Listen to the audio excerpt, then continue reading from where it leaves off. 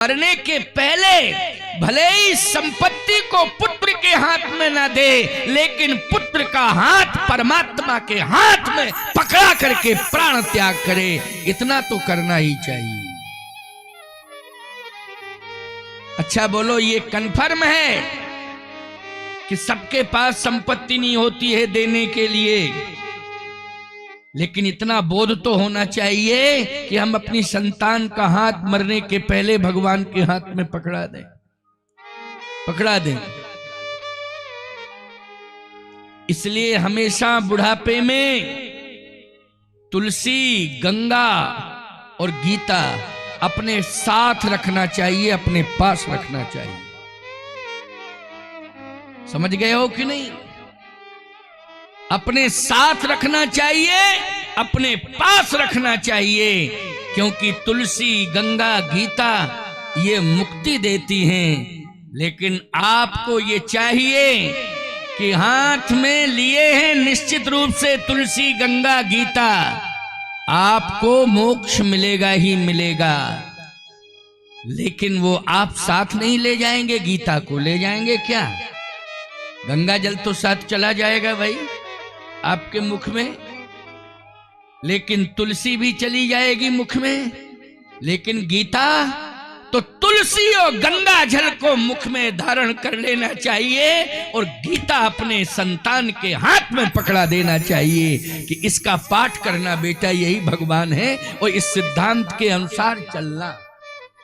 बोलो, भगवान को सौंपना हो गया कि नहीं? गीता को सौंप दिया तो किसको सौंपना हुआ? बोलो, श्रीमद् भगवद गीता है। और गीता के सिद्धांत के अनुसार अगर आपकी संतान चल जाएगी तो मैं मानता हूं कि त्रिभुवन की संपत्ति उसे मिल जाएगी। भगवान मिल जाएंगे, त्रिभुवन की संपत्ति मिल जाएगी उसे। इंद्र का भी सम्मान नहीं हो सकता है देवताओं के द्वारा जितना समाज के द्वारा तुम्हारा सम्मान होगा, मैं कह रहा हूं। लेकिन करना क्या पड़ेगा? बोलो भाई, ये माता पिता को चाहिए कि 3 चीजें सदा अपने बुढ़ापे में तो रखो ही रखो भाई, है? अच्छा, जवान भी हो तुम तो घर में रख सकते हो कि नहीं? तुलसी तो रहती है सबके घरों में, गंगा जल रहता होगा सबके घर में, गीता और रामायण भी। क्यों? गीता रामायण तो होना चाहिए सबके यहां है। आप जवान भी हैं, बच्चा छोटा है, उसे मंदिर तक पहुंचाओ, अपने घर में जो तुम्हारा मंदिर है उसे कहीं ना कहीं रामायण और गीता को अपने हाथ से स्पर्शित करवाओ, छुओ। जैसे आप बच्चे का हाथ पकड़ के लाते हो और कहते हो महाराज को प्रणाम करो, नहीं करता है तो जबरदस्ती से रख देते हो, क्योंकि उसे बोध नहीं है, वो नहीं जानता है प्रणाम कैसे किया जाता है। मैंने क्या कहा था कि ये धुआं का रोज क्यों सिस्टम बनाते हो? धुआं का मैंने कल भी कहा, रोज कहता हूं मैं। कहाँ गए वो संचालक महोदय?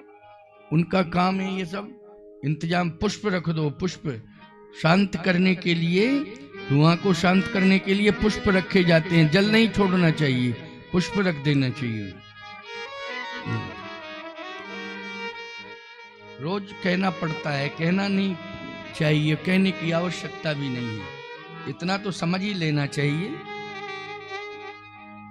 जो मेरे साथ में रहने वाले लोग हैं उन्हें ध्यान देना चाहिए। लेकिन बोध नहीं है, कर्तव्य बोध किसी के जीवन में नहीं रह गया है। मैं आपको बताऊं, कुछ नहीं सीखना चाहते हैं, न कुछ समझना चाहते हैं, टाइम पास करना चाहते हैं सब।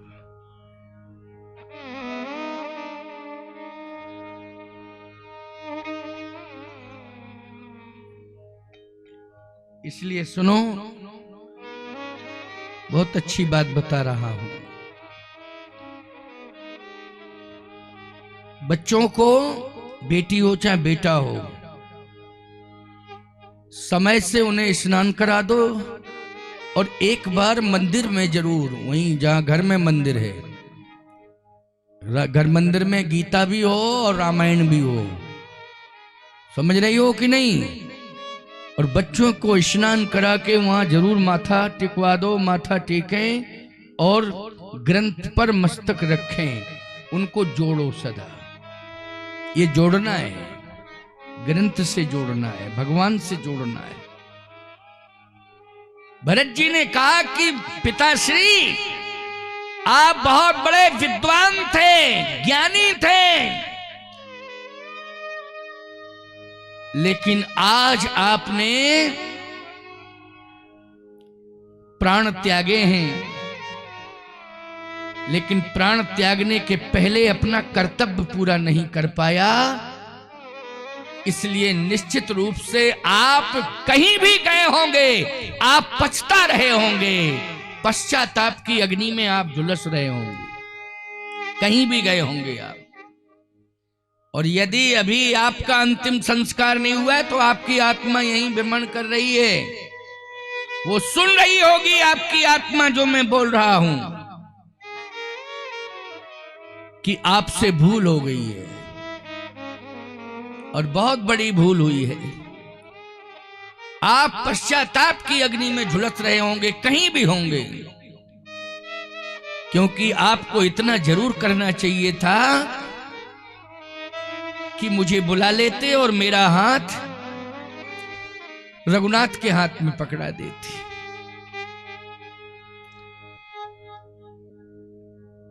आपने सुमंत जी को साथ में भेजा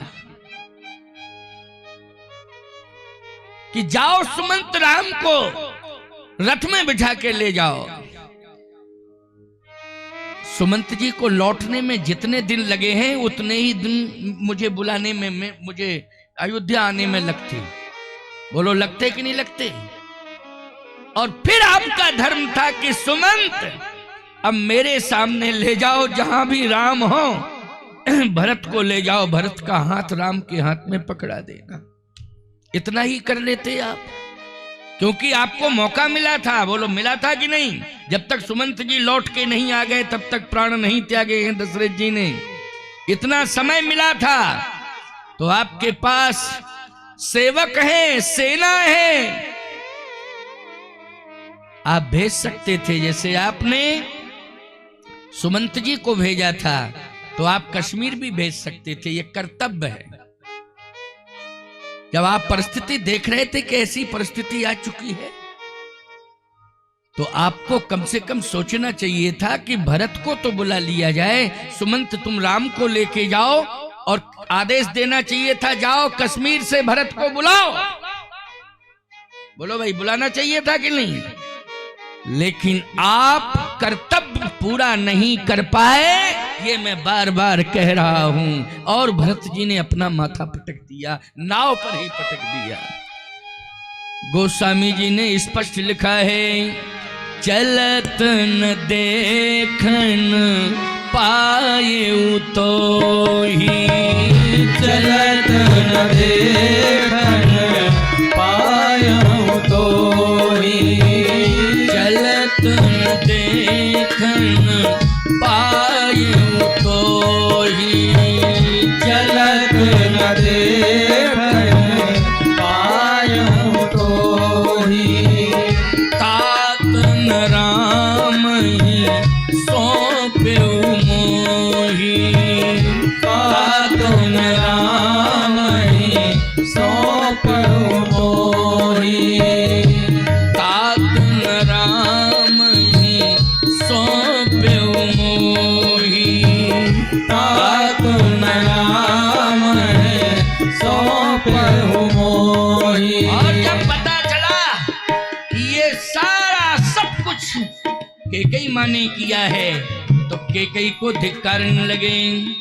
जो पे कुरुचि रही अस तो ही, जो पे कुरुचि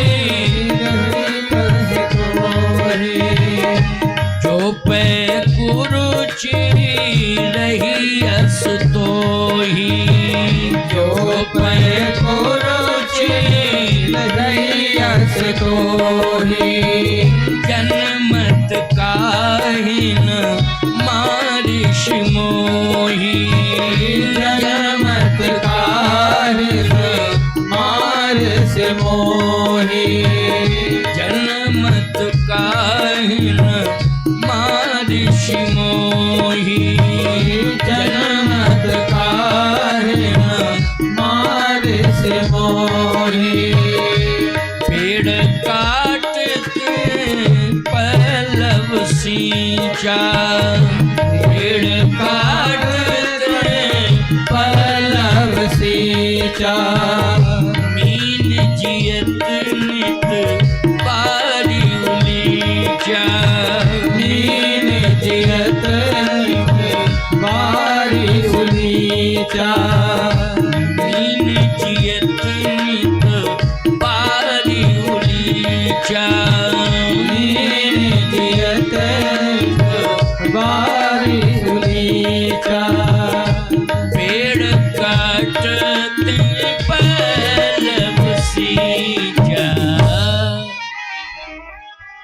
वो माली मूर्ख होता है जो माली पेड़ की जड़ को काट दे, वो पत्तों को सींचे, वो मूर्ख है।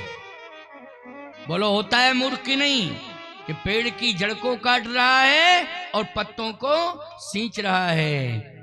अज्ञानी है वो।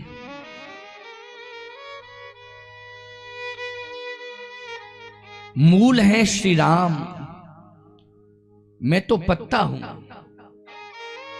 बोलो मूल कौन है? राम है, मैं पत्ता हूं। तूने मूल को अलग कर दिया है, अब तू भरत रूपी पत्ते को सींचना चाहती है? नहीं नहीं नहीं नहीं, ये कभी संभव ही नहीं है। हट जा मेरी आंखों के सामने से। आंख ओठ उठ बैठो जाए, उठो चलो यहां से, हटो। भरत जी ने फटकार लगाई। अपनी मां को कभी ऐसे शब्द नहीं बोले थे। बोलो तूफान आ रहा है कि नहीं समुद्र में? क्या आ रहा है?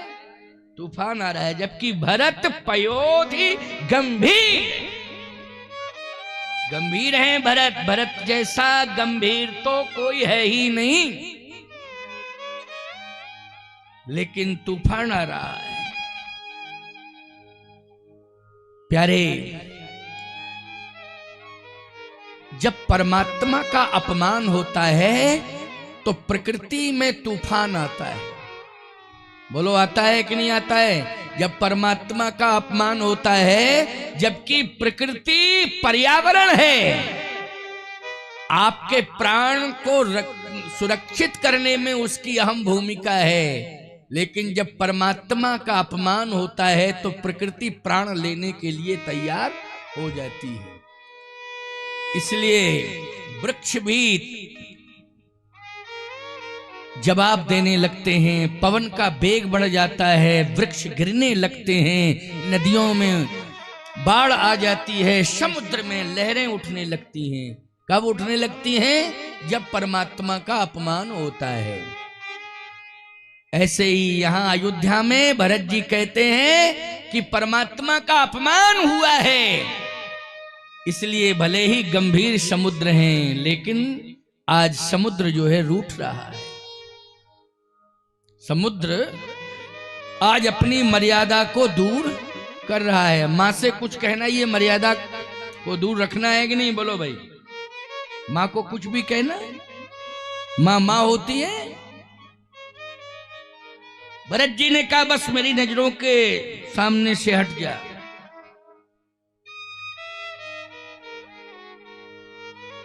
भरत जी ने कहा बस मैं अयोध्या का त्याग कर रहा हूं।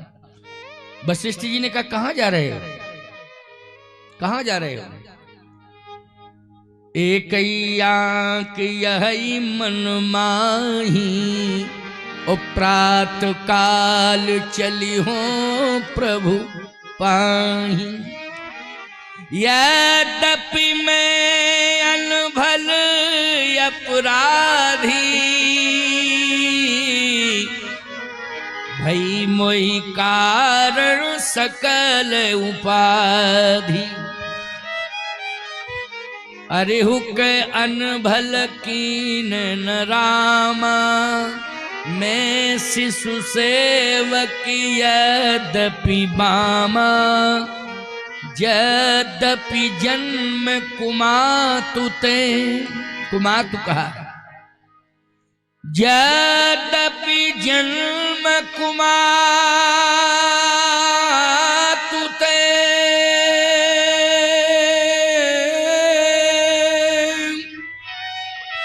मैं सठ सदा सदोष,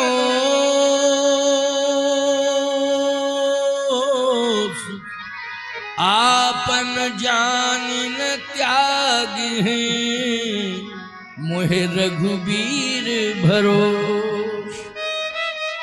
भरत जी ने कहा कुमार से मेरा जन्म हुआ है, मैं त्याग करता हूं इसका, अयोध्या का भी त्याग करता हूं और मैं पूरे परिवार का त्याग करता हूं। जहां पर मेरे भैया राम होंगे मैं वहीं जा रहा हूं।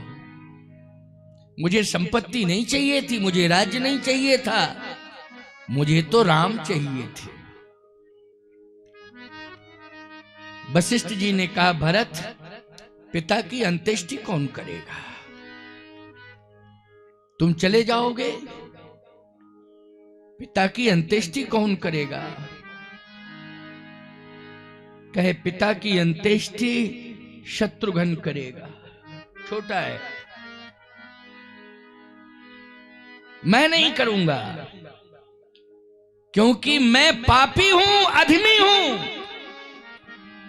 धर्मात्मा पुत्र के हाथों से अंत्येष्टि होनी चाहिए, मैं तो पापात्मा हूं। मोह समान को पाप निवासु, जहीं लग सिय राम बनवासु। मेरे समान कोई पापी नहीं है, और पापी पुत्र कभी अपने पिता की, अपने मां की अंत्येष्टि न करे।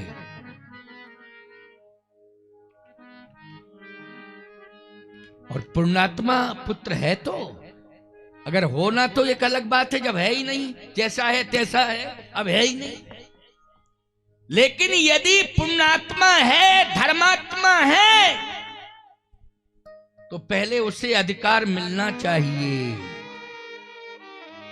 क्योंकि शास्त्र कहता है कि धर्मात्मा पुत्र के हाथ से पिता की अंत्येष्टि होनी चाहिए, धर्मात्मा पुत्र के हाथ से मां की अंत्येष्टि होनी चाहिए। माता पिता की अंत्येष्टि धर्मात्मा पुत्र करे। इसलिए शत्रुघ्न है, ये शत्रुघ्न अंत्येष्टि करेंगे, मैं नहीं, मैं तो किसी लायक ही नहीं हूं, भरत जी कह रहे हैं।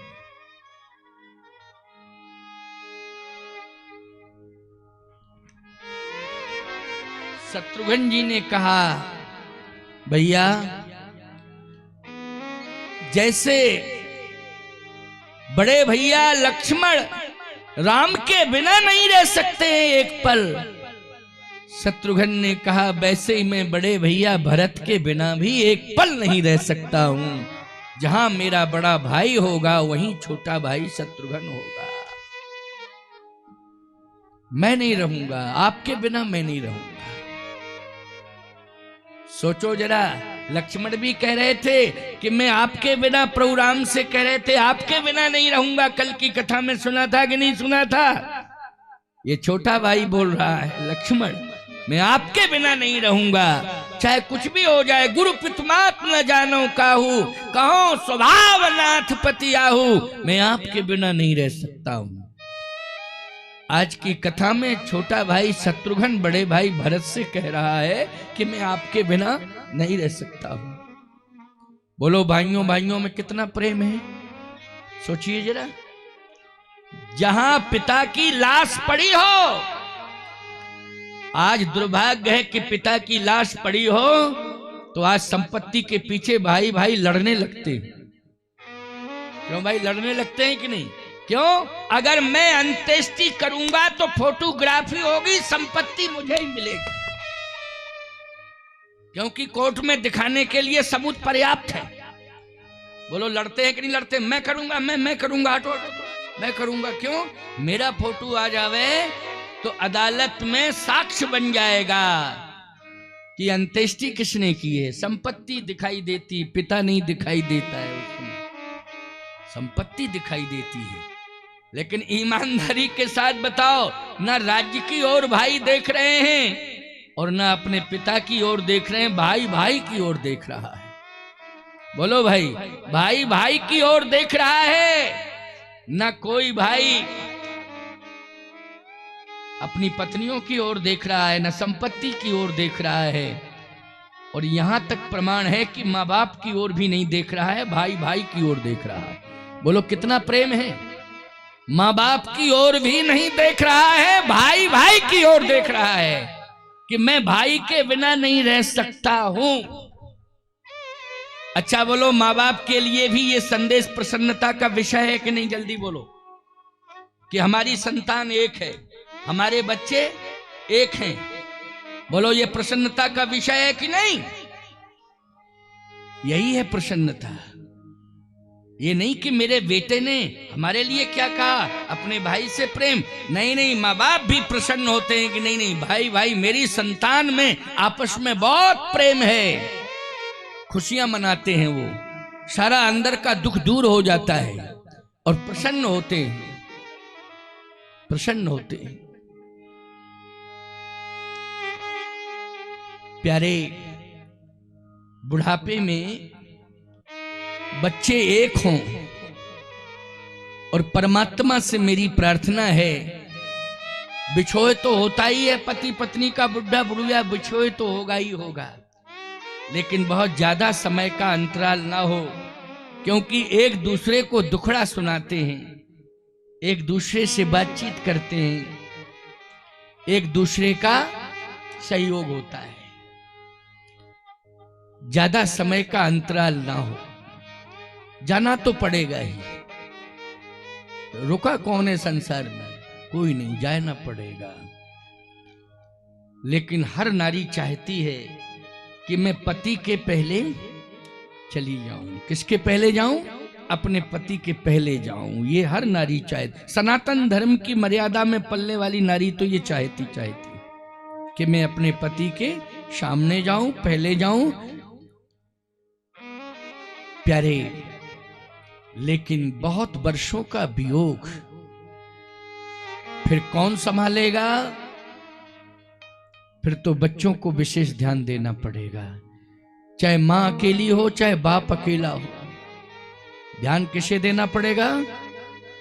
बच्चों को ध्यान देना पड़ेगा, देना पड़ेगा, देना पड़ेगा। लेकिन तुम 56 प्रकार के व्यंजन खिलाओ, आपस में यदि लड़ रहे हो तो वो व्यंजन बुढ़ापे में माँ बाप को पसंद नहीं है। पहली बात तो पचते ही नहीं है। लेकिन यदि आपस में तुम प्रेम कर रहे हो, बहुएं आपस में प्रेम करें, बेटे आपस में भाई भाई प्रेम करें, तो ईमानदारी से बताओ यही उनका पौष्टिक आहार है कि नहीं? बूढ़े लोगों का, बूढ़े लोगों का यही पौष्टिक आहार है। बुढ़ापे में तो मूंग की दाल का पानी और बिना घी की रोटी चाहिए, तभी पचता है बड़ी मुश्किल में। ये 56 प्रकार के व्यंजन, रबड़ी, रसमलाई, रसगुल्ले नहीं पचते हैं। ये तो भगवान की तरह भोग लगाना है। क्यों भाई कि ले जाओ, हाँ देख लिया, ठीक है, थोड़ा ले लिया, बहुत है। लेकिन उन्हें यदि स्वस्थ रखना है, प्रसन्न रखना है और वो मस्त होकर के भगवान का भजन करें, तो पहले परिवार में सब में आपस में प्रेम होना चाहिए। किसी भी प्रकार का झगड़ा और विवाद नहीं होना चाहिए। यही एक उपाय है और दूसरा कोई उपाय नहीं। जिस घर में बूढ़े लोग प्रसन्न रहते हैं, उस घर में बीमारी दूर होती है, लक्ष्मी आती है। और जिस घर में बूढ़ों के आंसू गिरते रहते हैं, याद रखना, लक्ष्मी चली जाती है और बीमारी आ जाती है। बहुत बड़ी समस्या खड़ी हो जाती है। इसलिए वृद्धजनों का विशेष ध्यान रखना है। मैंने एक दिन कहा था भरत जी ने कहा मैं अयोध्या में नहीं रहूंगा।